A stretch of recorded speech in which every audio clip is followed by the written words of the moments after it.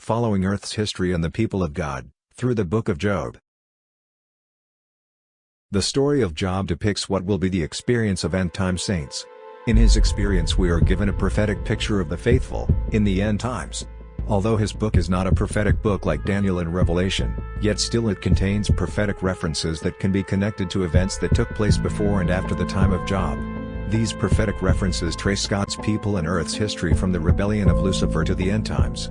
The historical and prophetic references combined, give a summary of the story of redemption.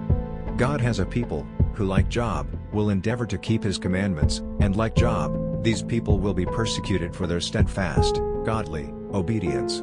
The psalmist says, "For my love they are my adversaries, but I give myself unto prayer." Through Job's experience, we are given this prophetic view of end-time persecution, of God's people, and the judgment. Job in his suffering asks, "Why do ye persecute me as God, and are not satisfied with my flesh? But ye should say, Why persecute we him, seeing the root of the matter is found in me?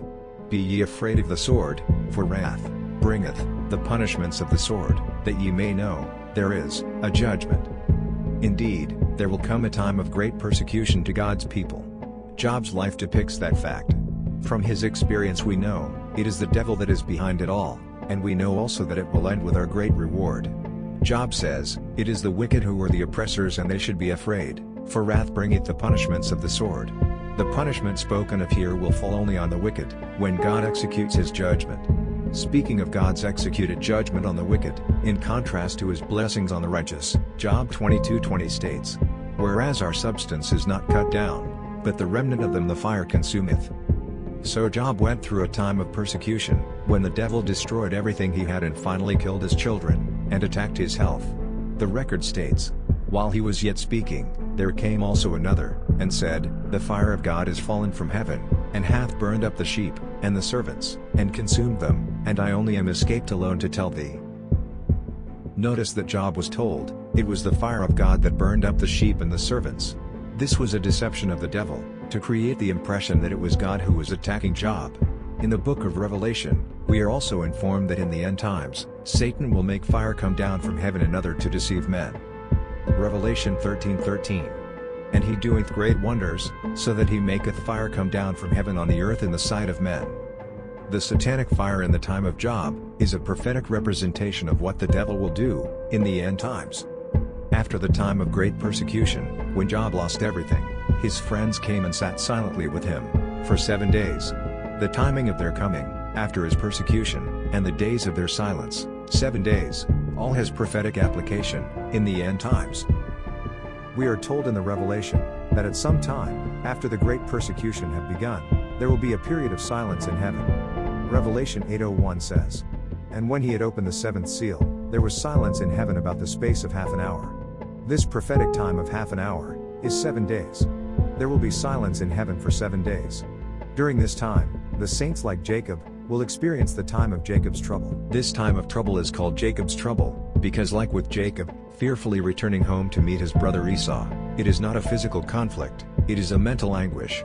The saints will be tormented by the devil, with accusations of sinfulness, as illustrated with Joshua the high priest, standing before the angel of the Lord, and Satan bringing up accusations of sin against him, to have him convicted. We see this 7 days of silence also, before God destroyed the earth with water. Noah spent 7 days in the ark, and there was silence, no rain, for 7 days. Noah's mental torment was, will the flood come?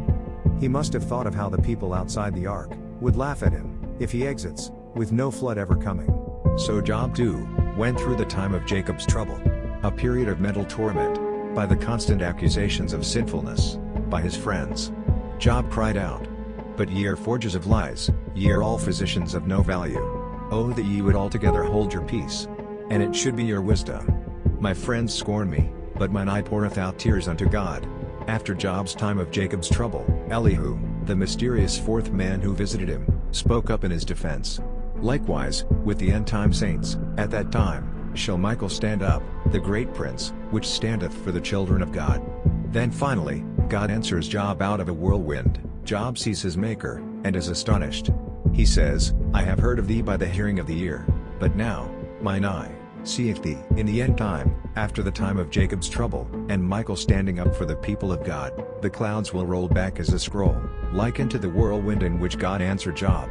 Then God's people will see Jesus, coming in the clouds, and like Job, they will be overjoyed to see their Lord. Job's story reminds us that, weeping may endure for a night, but joy comes in the morning. The hope of the faithful is a city, whose builder and maker is God.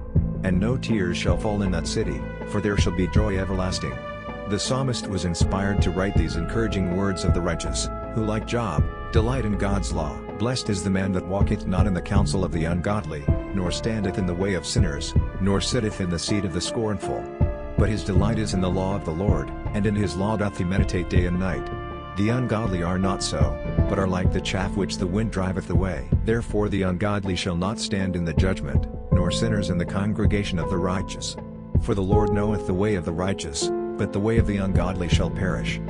The Apostle John in prophetic vision, saw the saints in heaven. His account is recorded in Revelation 7:13-14. And one of the elders answered, saying unto me, What are these which are arrayed in white robes?